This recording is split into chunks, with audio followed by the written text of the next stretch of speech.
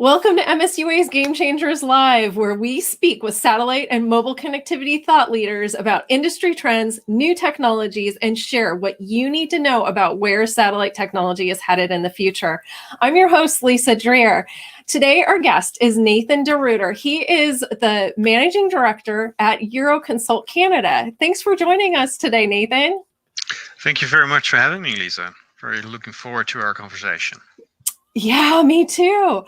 So maybe we'll jump into the questions. We really invited you here today to talk a little bit about where you see things going. I know Euroconsult is right on the forefront of watching all of these trends. And maybe we can start by just having you talk a little bit about what you're feeling like the most important role that the satellite industry is playing in the future of mobile connectivity. Yeah, no, that's a good starting point. I think, as you know, it comes a little bit to kind of what would you believe in, right? And I do believe in kind of connectivity, broadband connectivity anywhere at any time is going to be the future direction. I mean, we've talked a lot about, the next generation, our kids' expectations to be connected all the time.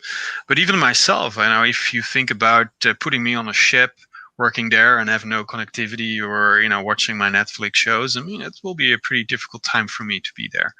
So I think that's the basic principle. If we believe and see that this need for connectivity is going to be ubiquitous in any shape or form, satellite has this natural play to complement terrestrial networks, right? We can go beyond where terrestrial networks are today. And if you look particular in mobile connectivity, there are about 250,000 ships, vessels, airplanes that are beyond the reach of terrestrial networks, and only today about 50% is connected by VSAT. So there's still a tremendous opportunity for our industry, and I think it will take time that all those vessel ships will be connected. I mean, when, there's obviously big questions, but we definitely see this progressing already over the last 10 years, and that will continue. So a tremendous opportunity for satellite to complement and hopefully as well more seamlessly integrate with terrestrial network solutions on land or in sea. It's amazing, right? We just presume that we're going to be connected no matter where we go. And it's amazing how much we have places where we're still not connected. Yeah, I mean, it's an obvious, we talked about already, mentioned the seas, but, even myself was on holiday earlier last week, and, it's surprising to see, I'm based in Canada, there's so many parts of Canada where there's no connectivity. So still, again, satellite has a big role to play to help to bring that kind of ubiquitous coverage of broadband connectivity. Yeah, without a doubt.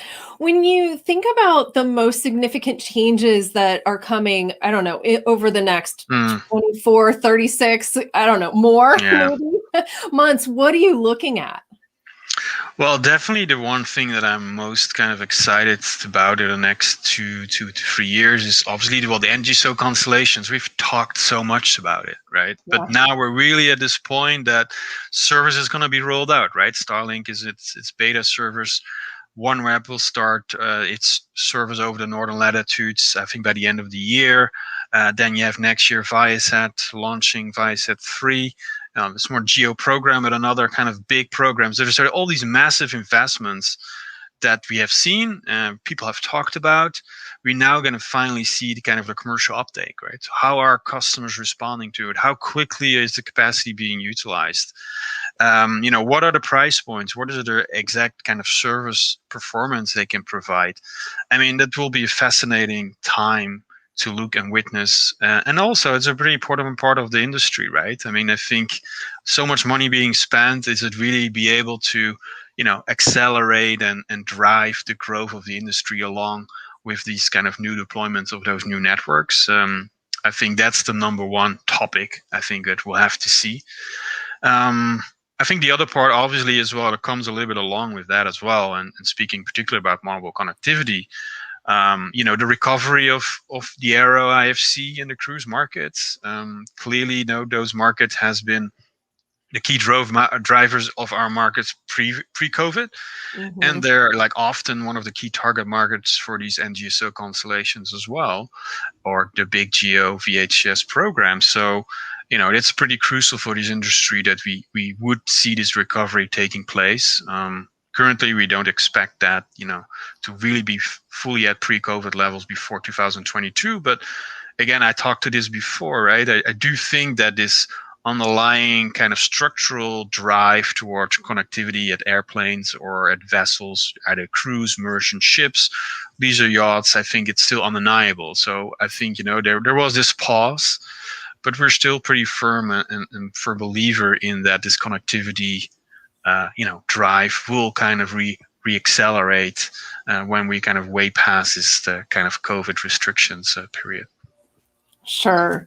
When you guys are about ready to release the latest edition of your Euroconsult, the flagship report that you do every year for the satellite connectivity. Ooh, can you give us a preview at all of what your findings have been? Sure. Yeah. We're kind of putting the last kind of bits to the report, but definitely, happy to share some of our results. So this report is kind of looking at the kind of full comprehensive view of the satellite capacity, demand and supply, and forecasting it obviously over the next 10 years. Are a couple of interesting things. So clearly, 2020 has been a tough year.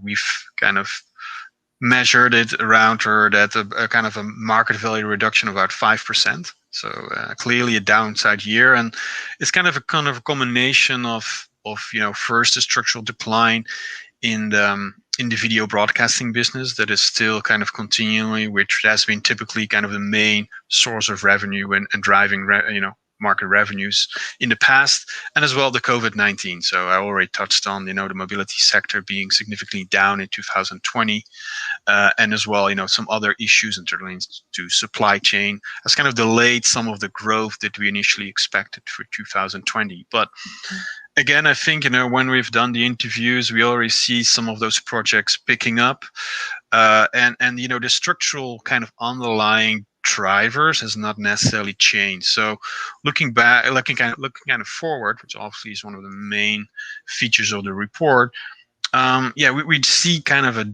clear growth acceleration, I would say, from 2022 and onwards.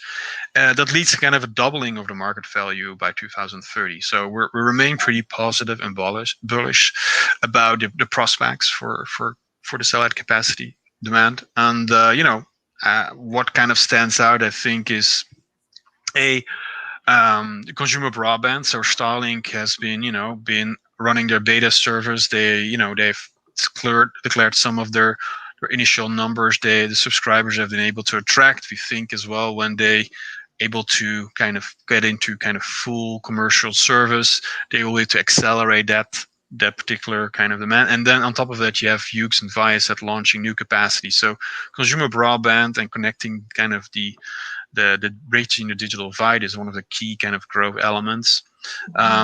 And then obviously mobility, we already talked about it, right? And we do actually, for example, see that mobility, the market value of mobility connectivity would equal video broadcast by the end of the forecast period. So it really kind of, you see again, some of the growth or kind of declines in the video broadcasting market would be kind of compensated by the focus in towards data markets, which mobility is one of the key kind of growth markets.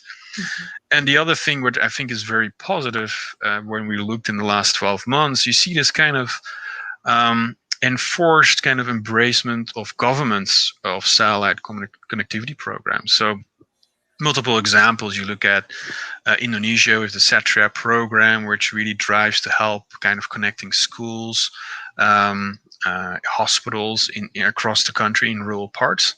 Also here in Canada, for example, where the government have made major commitments to support the Telesat program to kind of help connecting northern communities in Canada. And as I pointed out, really, there's a lot of areas that either have limited connectivity or even no connectivity at all in parts in Canada. So again, I think this government support would help the industry as well to drive the growth of the market and to roll out their services. So I think, again, it has been a tough year, 2020, I think, in many respects. But the underlying kind of drivers, I think, are looking positive for the industry. Yeah, and it's amazing, right? We're already 3/4 of the way through 2021. So Yeah, and 21 is going to be still a little bit of a challenging year as we see it, because again we're still trying to get ours around the COVID. So I think 2021 is going to not be as bright as we maybe hoped for, but past that, and again a big driver as well, just the new system launches that we already discussed earlier, that should really facilitate market growth. great. When you look at all of this and the services both that are available today and that are coming online, what are some of the criteria that user organizations, so businesses, enterprises, or governments that are looking at using, or government organizations that are looking at using satellite connectivity, what are some of those criteria they need to be considering and looking at? Yeah, I think the real kind of challenge today is to find for those organizations, because there's so much new developments into the market, and it depends a little bit on some of, maybe if you are a government network, civil government network, you can more easily change. But if you talk about airlines, if you talk about cruise, or if you talk about merchant shipping, these are big investments for those companies, and making the right investment, it's tough, right? There's so much new technologies. You don't want to be locked into a solution that you can't kind of change when there's like a new technology coming available. At one point early in the year was also some questions, would those constellations fully be available? So it's a kind of rapidly changing market environment, and I think the customers, they all have different requirements. Like a merchant ship, for example, doesn't need as much throughput as maybe a cruise ship, obviously. So the solutions in this market can be very different, attractive, relatively to your user requirements. So I think when we try to help some of those end users as well to work out the technology roadmap, to understand from what is when is coming. But if you look at general, I think what are the kind of the key user requirements it's typically it's about reliability, which the satellite industry has provided for a long time, and I think it's some of the things that they probably don't want to give up too much about it. But then really working on the elements as like kind of the data availability, either being in data caps or in service speeds, which there has been progress in it, but I think it's certainly not as the same you would expect to receive at home. So the user experience in terms of available throughputs is still an area that people would like to see to be improved, and obviously the new technologies that will come to the market should be able to kind of bridge that gap. Yeah. And I think still the biggest pain point, because a lot of these users, it's still the use of bandwidth is a cost driver, right? So bringing down the cost at the end is a crucial point in any customer requirement. And most of the people still think satellite capacity is still quite expensive, right? And obviously when it's a cost, the lowest cost is zero, where it will not get to, but helping them to bring down those costs, or maybe more efficient use of the capacity bandwidth. So putting some tools into place that you basically really only use the capacity when you fully need it for. There's different ways to approach it, but it's I think it's a quickly evolving market, but I think the underlying kind of drivers or your requirements about reliable communication, about cost effectiveness, and the best performance, meeting the requirements in terms of data rates or potentially latency and so on, are kind of the key criteria that it still revolves around. Yeah. So shop around, I guess, right? Yeah, I mean, shop around, get yourself informed, and that's definitely the period where we're in. So. Yeah, and definitely in a moment of lots of change, and with all of the new networks coming online, all the new constellations coming online, it will be interesting to see how that impacts just that additional capacity impacts pricing as well. Yeah, no, obviously, that's, it's impressive, and just looked at the numbers as well. If you just see the next 4 years, supply will increase tenfold, like from 40 terabits to like 40 terabits, and it's like kind of obviously this massive amount, and it's more cost-effective capacity. And it will be interesting to see how that translates into, we have some views, but I mean, how that does translate into prices. But it's kind of, I think, in general, if you look from an a lot of these merchant ships, for example, you already have a monthly budget, right? So how much better performance can you, if you stabilize your budget, how much better performance you can get? I think it can be tremendous shifts into the user experience on the ship or on a plane, because these new assets kind of facilitate this improvement, step improvement in terms of performance. Absolutely. So talking about kind of new things, when you look at the new technologies that are coming into the market, what are some of the technologies that you're really following, and what do users need to consider as those things come onto the market, and how do they position themselves so they're ready to leverage those new technologies? Yeah, no, I think that's a very interesting point, because if you kind of look across, let's say, within the satellite communication network, it's what we kind of call like a digitization or smartification of the network. And that kind of starts with the satellites itself. So you see what we call more software-defined satellites, right? And what it really does is trying to bring more capacity where it's needed for, and rather being more ubiquitous, really be able to bring capacity over high demand spots. So let's think about an airport. Like the planes that circulate around airports drive a lot of capacity requirements. So I think this kind of smart, improving the intelligent use of capacity is kind of a key thing. And I think it's very important for users to understand how much capacity these assets can bring in really the areas where I need it the most, right? But also on the ground, we see a lot of improvement in intelligent kind of network systems, because with all these new assets, thinking about these NGSO, GEO, you want to make use of the best kind of technology. So routing some of the traffic over a LEO network, over a GEO network, or for example, the video might be better served over a GEO network. Well, there may be some more latency and sensitive networks or applications being better served by NGSO. So we've seen this development in more intelligent traffic routing, which would really help, I think, as well, kind of developing this new application. I think that's kind of key. We've not really talked about it, and I think it's something that is more and more recognized. We want to be, at the end of kind of the holy grail here, I would say, to from an end user experience to kind of seamlessly roam or network across the different satellite technologies. And then the next step would be be able to integrate it into the terrestrial networks as well. Because again, as many have said, like an end user at the end doesn't really care that much where it's connected from, but being really able to bring satellite connectivity in kind of the wider network orchestration. There's a lot of, I think, technical challenges that currently people are working for to solve that. But the trend of 5G, the trend of this virtualization, I think would help us to really be fully integrated into the terrestrial network layer as well. And I think that's the true benefit, what at the end users are seeking. So a lot of work put into that, and I think we'll hopefully to be able to see that in the next years to become really orchestrated and be proven. So I think still a lot of work for the satellite industry ahead of us to make that happen. Sure.